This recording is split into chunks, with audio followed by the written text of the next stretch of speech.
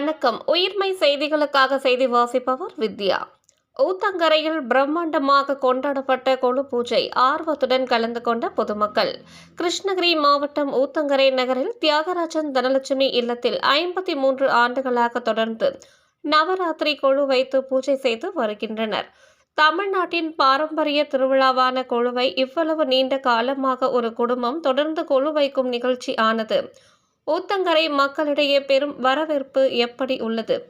கொலு வைப்பது தெய்வீக சக்திகளை வரவேற்பதாகவும் குடும்ப நலன், செல்வம், செழிப்பு ஆகியவற்றை பெறுவதற்கான ஒரு வழிபாட்டாகவும் கருதப்படுகிறது.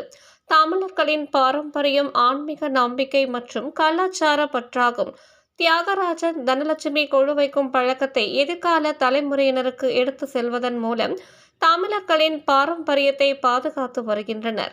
இது மனிதர்களில் ஆன்மீக உணர்வை வளர்க்கிறது, மன அமைதி மற்றும் நல்லிணக்கத்தை ஏற்படுத்துகிறது என கூறுகின்றனர்.